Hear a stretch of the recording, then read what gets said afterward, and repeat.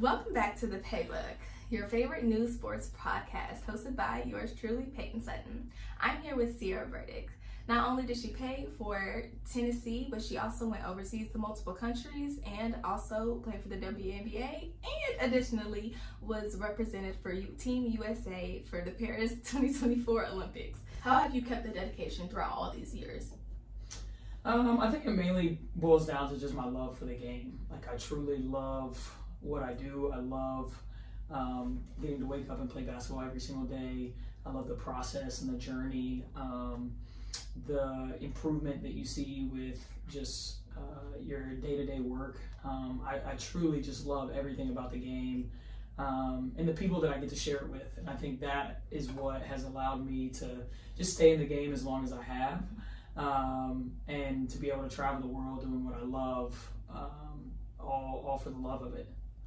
Yeah, so recently, of course, you've already played overseas and you've kind of transitioned more to FIBA basketball. So what kind of made that transition happen? Is there a specific reasoning behind it? Well, I mean, I did 5 years in the WNBA while I was also playing internationally. Mm-hmm. So I was playing year round. Mm-hmm. Obviously, the W is in the summer months, and then I would go overseas in September and be there until April or May. So for the first 5 to 7 years of my career, I was doing both. It wasn't until, I guess 2022 was my first summer where I decided to play 3x3 full time and not play in the WNBA. And there was a multitude of reasons behind that, but the main one was knowing that I wanted to have a shot at playing in the 2024 Olympics, and I knew that that was my priority, and so I wanted to focus on 3x3 in the summer and continue to play overseas in the winter. Considering that your work ethic has to be pretty stagnant throughout this whole entire process, and from where you started to where you are at now, how can you say that you've increased your work ethic in terms of what you do? I think my work ethic is the same as it was when I was in high school. Like, I pride myself in being one of the hardest workers in the gym at all times. And I pride myself in just dedicating time to my craft and not cheating the process. So I think my work ethic has really stayed the same, and that's allowed me to have the longevity that I have had. I will say volume has changed, because as I've gotten older and as my body is increased in its mileage, I've had to learn how to work smarter as opposed to working harder. In high school, I could spend 4 to 5 hours in the gym and practice with the women's team and the men's team and have no problem. But now that I'm 32 and I'm entering my 11th pro season, I have to be smarter with my volume. Speaking of your body, in terms of, what you can and probably need to work on, maybe not doing as much, we can transition into self-development. Like I said, speaking in terms of your body. So as we know, as you start getting older, some things start wear and tear. For those that do not know, as I stated before in my other podcast, I did play basketball. I was one of the ones that did fall prone to tearing my ACL in 2020. Thank God you haven't experienced anything of that nature, but how do you take care of your body in that sense? Because you've made it thus far and hopefully continue to make it this far or even further, but how do you take care of your body? That's a day-to-day commitment. Getting the right amount of sleep each night, eating as healthy as possible. I mean, these are all little things that add up. Taking your vitamins, and then like I said previously, just working smart. Like taking my weight room routine really serious. My warm-up routine is 20 to 30 minutes every single day. I'm in the weight room 3 times a week, and then I'm on court, 4, 5, 6 times a week, just depending on the week. So, and that's in my off season. Right. In season, it's even more volume, even more practices, workouts. But I think, injuries are a part of the game, unfortunately. And if you play long enough, you're going to have aches and pains and nagging injuries. And you just try to do what you can to ensure that you're putting yourself and your body in the best position to stay healthy. And then when you are injured, like taking care of it, nursing your injuries, doing the necessary care with physical therapy, massages, you know, however your body responds best, being a pro when it comes to stuff like that. Understandable. So as you kind of mentioned, during your game days, you do about 20 to 30 minutes in warm-ups. Do you have like a game day ritual that you kind of stick to?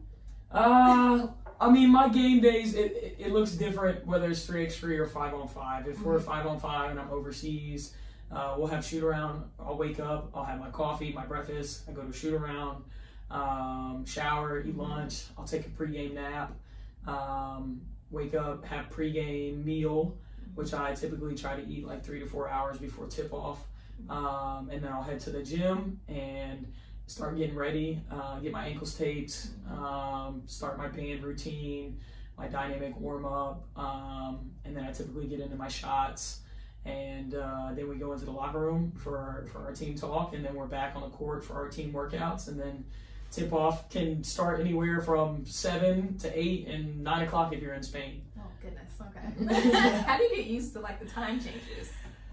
I guess just practice. Okay. Like at this point, I'm so used to. People always ask me about the jet lag, and I think I've just it's mind over matter. Okay. You know, you do things to try to help your situation a little bit. Tons of hydration. Right. Wearing compression socks when you're flying over. When you get over there, making sure that you don't nap, like you try to stay awake that day that you land, and you know, go to bed at a decent time, not at 3 o'clock in the afternoon, because then your sleep schedule's all off. I will say it's probably easier coming back stateside than it is going to Europe, but you do find a way to, little tricks of the trade that help the adjustment and the transition a little better. As we're kind of speaking about challenges while heading overseas, I might as well just continue the conversation in that era. So certain challenges with playing overseas, or just in general, different cultures. So there's different cultures and they do things differently, maybe talk differently, etc. Is there ever like a language barrier where you're kind of struggling to kind of understand, or do they always have like interpreters there for you? There's always a language barrier, always. I think if you're going overseas, you kind of have to expect that, you know, no matter what country you're playing in. I've played in countries where my coaches don't speak any English. I've played in countries where my coaches speak broken English. And then I've played in countries where my coaches speak a decent amount of English. But there's always going to be certain sayings or barriers in the communication, and you get used to that as you go over there on a year-to-year basis. I know my first year overseas when I was in Italy, I talked so fast, and my Italian teammates could not understand what I was saying, and my other American teammate who had been playing overseas for 10 years at that point would have to translate what I was saying to my Italian teammates. But now it's like I understand how to speak with my international teammates, how to speak with my foreign coaches, and that's just stuff that you have to learn only by going through it, like trial and error, and knowing that you're in their country, you're in their culture, and you've got to be willing to let go of some of your comfort zone to adapt to their country and their norms. Understandable. Did you handle certain things differently considering you are in a different country? Of course, obviously, certain things you would have to. I feel like that's kind of a given. But when you enter a certain situation and you face adversity, did you feel like you had to kind of restrain yourself in terms of where you're at? I think there's always going to be adversity when you're overseas playing. I mean, even when you're stateside, there's adversity. I mean, every season is going to have its fair share of adversity. That being said, every country is different. You know, the things I dealt with in Italy my first year overseas, I mean, I could write a book about that season alone, seriously. And then I have, different issues that I dealt with in Russia. And then there's different issues that I dealt with in France. Every country you go to is going to present different obstacles, situations, adversity for you to have to learn how to navigate. But I will say, by playing in so many different countries and being a part of so many different communities and cultures, like you become a better, well-rounded, like holistic human being, because you're learning how to work and communicate and collaborate with different people from all walks of life, and that just makes you like more polished as a player and as a person. I get that. Did it ever kind of take a toll on your mental in terms for of sure? Yeah. I mean, for sure. When I was playing in Italy, I had my bags packed on 3 different occasions. Oh goodness. I was ready to leave. Like, I'm not kidding. What kept you to stay then? Not wanting to quit. Still the opportunity to play. Right. Also, I signed a contract. That too. But there were definitely times when I was like, I can't stay here. Like, how did you kind of cope with that then, since you were so far from home? Yeah, my family came out to visit. That definitely helps. My best friend and her mom came to visit me.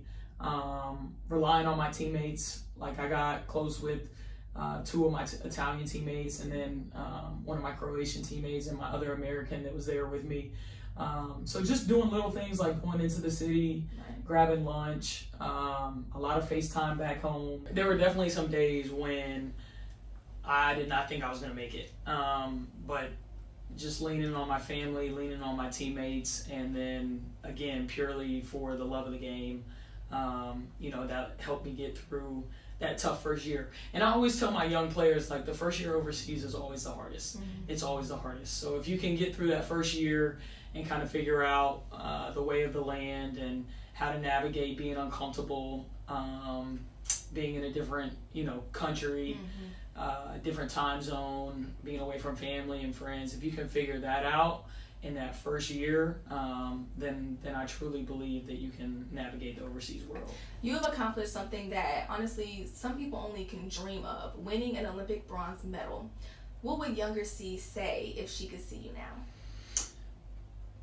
Younger C was cocky, so younger C would have been like, "I told you so," there was nothing that I didn't think.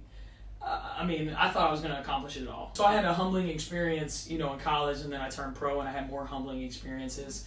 So I think as I got older, I obviously became less cocky, less arrogant, and I was very realistic with my basketball skill and abilities, and I didn't think that making the 5-on-5 Olympics team was a realistic goal for myself, because I didn't think I was one of the 12 best American players. But when 3-on-3 came in the scene in 2020, and I was in the pool of players for that, I started to think like, hey, this is something that I could... It's go time. Yeah, this is something I can do. Like, I know I can play 3x3. I know I have the IQ to play. Right. So that's when I really started to kind of have a little hope that, hey, maybe I could.